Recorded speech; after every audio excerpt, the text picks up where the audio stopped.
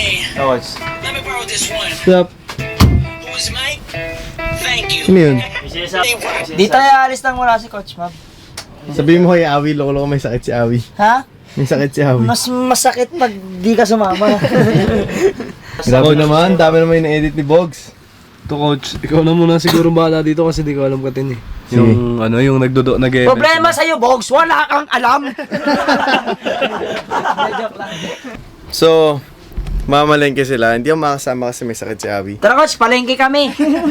Lahat yun na yung yaya eh. Katulad na nangyari nung nakaraan, di ba nag-vlog takeover si Kim? Kim, pwede ko mag-vlog takeover ulit ngayon. Sure. Kahit wala ako. Basta pagbalik namin, wala na yan. So, yung mga next clips, si Kim na yung bahala sa inyo. Hindi ko alam, makikita ko na lang yung pag i-review ko na yung mga videos. Oo naman. Ikaw na mag-takeover. Kaya mo na yan, Kim. Tara na, sir. So, ayun po, no? Take over muna tayo ng vlog ni Coach Mab. Ako po si Kim, ang iyong lingkod sa araw at gabi. Walang panty. Hey! Kita ka muli, baby. Very happy!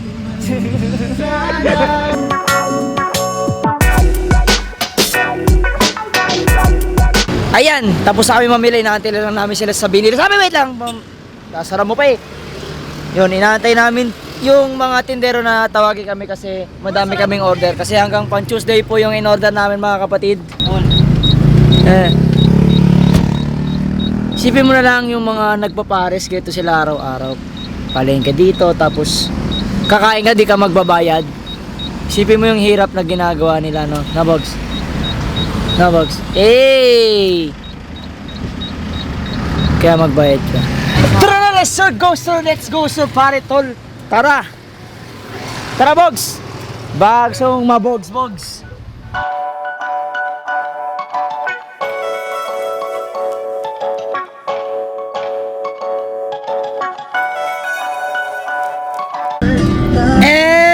Tapos na po kami mamalengke mga kapatid.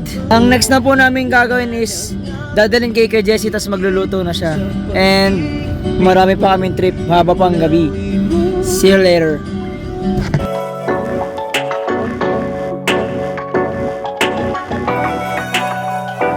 So ayun na nga po mga kapalengke. Dito na po kami nagtatapos. Ikaw muna dyan. Sana po marami kayong natutunang kalokohan sa akin. Nakita po tayo ulit sa next vlog ni Coach Mab.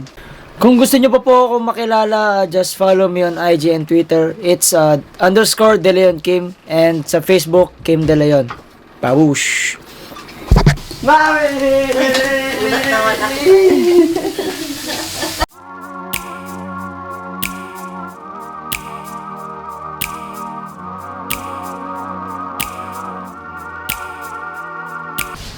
And again, I'm still using the M50 kasi pag nandito si Fino, hindi ko magamit yung isang camera, yung malaki, kahit na sobrang ganda sana ng quality ng vlogs natin.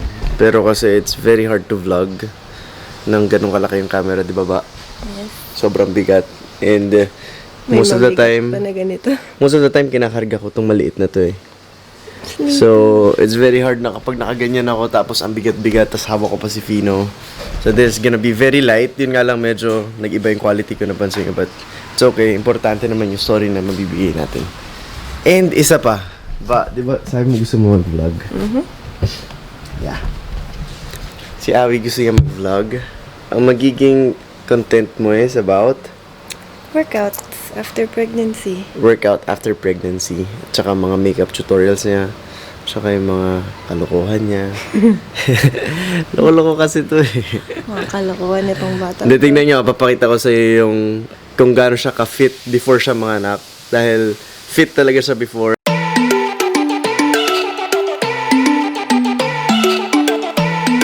Tapos gusto niya ibalik yun. And yung journey na yun yung gusto niya ipakita. So, guys, kung meron kayong mga girlfriend dyan na gusto mag-workout and gustong malaman yung magiging journey niya, lalo na galing siya pagbubuntis, subscribe kayo sa channel niya. Pero wala pa.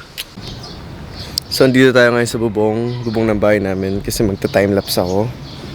And this is always my spot every time magta-timelapse ako. May transition ako from umaga papunta sa gabi or madaling araw papunta sa umaga to make a more meaningful story kasi pangit naman kung walang transition and puro salita na lang. So wala masyadong clouds. So ang init habang nagta-timelapse ako. Katulad na sinabi ko doon nagta-timelapse ako. Andito ako sa bubong. At tapos dumating na sila from Turo. Galing sila ng court. Ayun sila.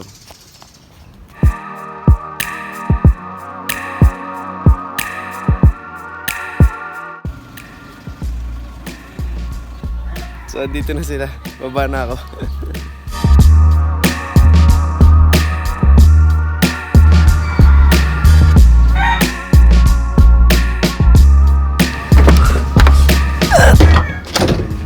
Let's go! Yun! Tara na!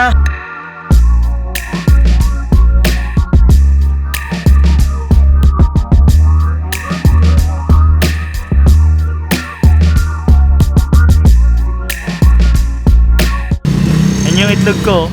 Sana maubos. Ano rin yan? Ilan na ako, Kuya Bay? Ilan na yung nabenta? Yun! Kay Gerard yun. Yung itlog? Oo. Ngayon ako naman mag-supply. Jay, akin mo na yun, Jay.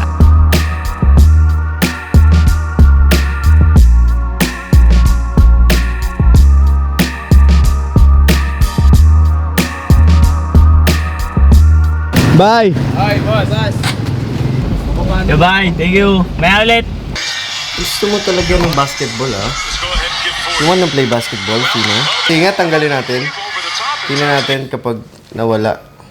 Magkagalit ka ba? Oh, my phone na, hindi na. Here's the phone. Let's watch. Let's watch. Let's watch.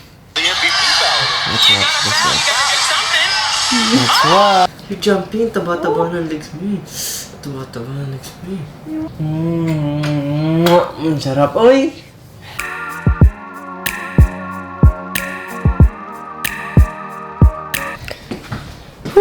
Buta doon si Tita Yoli kasi just imagine, it's already 3 p.m. Wala pa akong nagagawa. Hindi ako nakasama sa court. Hindi ako nakapag-train. Hindi ako nakapag-workout. Which is, meron pa naman time. Pero supposed to be, ang dami ka na talaga dapat nagagawa ng gantong oras. Pero pag nandito si Fino, it's given. Talagang most of the time, ang gawa ko is late at night or madaling araw. And for some of you na nagtataka, lahat daw halos ng post ko bad influence daw kasi lagi daw ako puyat. Pinapakita ko daw na gano'n. Guys, ang dami ko talagang ginagawa and sabay-sabay. Lalo na yun pag nandito si Fino. And yung pinapakita ko na yun, you can actually see things with the negative side or positive side. It's just up to you kung paano mo makikita yun. So, kung late at night tapos I'm still working and nakikita mo yun, the negative side, kung talagang titignan mo yung negative side is, pinapakita ko sa inyo, nagpupuyat ako. But the positive side is, ginagawan ko ng paraan yung sitwasyon na meron ako, which is that's the only time where I can really work and finish all of the stuffs na pwede ko matapos. Yun yung mga oras na pwede ako mag-workout. So it's very unusual talaga na time na kung kailan ako tumatrabaho. Instead of making excuses, ginagawan ko pa rin ang paraan, tinatapos ko pa rin yung kailangan ko tapusin, kesa naman wala akong magawa at all. So, if you're really trying to look at something negative out of something, talagang may nakikita kang negative. Pero kung pipilitin mo makita yung positive things out of the situation, talagang makikita mo yung positive thing. And for me, the positive thing about that is that instead of making excuses, I'm really trying to find a way and finishing all of the stuff na pwede ko matapos within the day, kahit na sobrang late na or madaling araw na. Ang importante may nagagawa ko and I'm productive. So guys, pahinga muna ako. Pagod na pagod ako kay Fino. Nagta-timelapse kasi ako. Di ba sabi ko sa'yo, papahinga ako. So, before magpahinga, nag-timelapse ako. Look at the camera. Hindi ko siya mahulog. Kanina kasi, naka-close to. Yan, nakaganyan. Tapos siguro humangin, bumukas yung window. Tapos muntik na siya malaglag dito.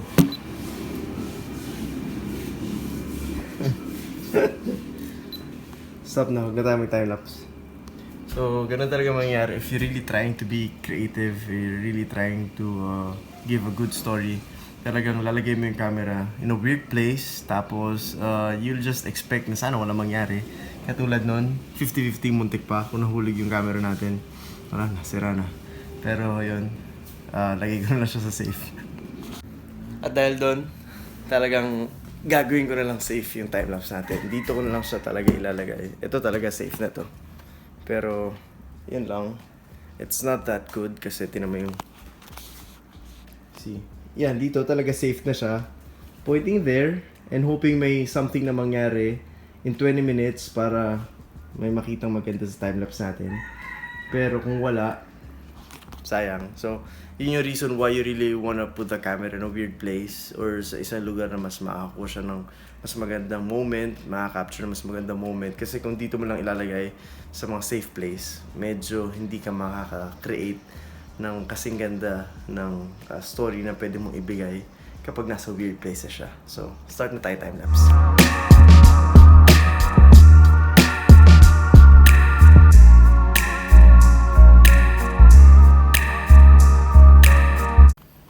Now, I'm reviewing the clip, yung time-lapse na ginawa natin, and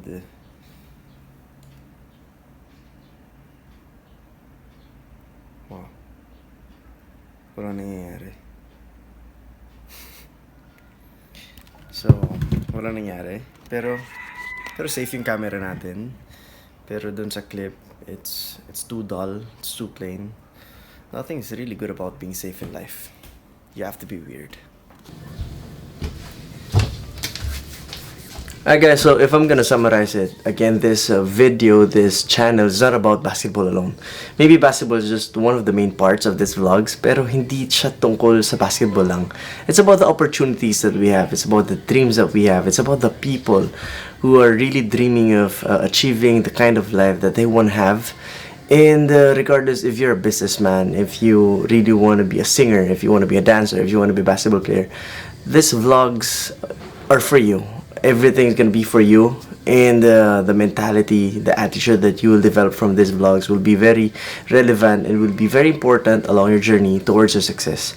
So kanina, nagpunta kami sa Parisan. Nakita niyo si Patrick, sabi niya, di ba, nagulat ako, nagtitinda siya doon ng itlog and sinasabay niya doon sa pares ko. So guys, those are the small opportunities na natututunan nila with me. And yun yung dating ginawa ni Gerard before siya umalis. Nagtinda siya ng lumpia, nagtinda rin siya ng itlog, and nagkakaroon siya ng income every day. And ganoon din si Patrick, nung umalis si Gerard, siya naman yung nagtuloy. Pero the point is, sasabihin niyo siguro, Coach Mav, ang liit-liit naman ang kita doon, ang liit-liit na bagay. I'm not really talking about small or big opportunities. So what I'm talking is, for as long as you're moving forward, you're getting what you want slowly. Every single day, nag-i-improve ka. So, maliit na bagay yon, pero ang gusto ko sabihin sa inyo guys, opportunities are opportunities. Regardless if it's a small opportunity, it's a big opportunity. Pero for me, if you cannot embrace a small opportunity that's around you every single day, you will never get the big opportunity years from now. You will never get there. Because the small opportunities are actually the point where you will study yourself, where you will try to understand kung paano pa talaga yung proseso.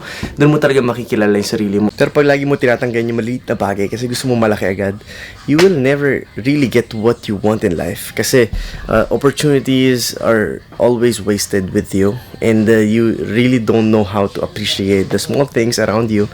That's why marami ka talaga masasayang. And without even realizing na yung maliit na bagay na yun are the stepping stones towards your success. So guys, maliit or malaki, for as long as you're moving forward, do it. And don't be ashamed of doing something small. Everything starts small. Partner naman yun. Pinasok ako. Kami ni Calvo. Ano yung kinikwento mo dyan? Ha? Dahil mo yung kinikwento ah. Wala. Start na tayo. Puro kwento ah. Jo.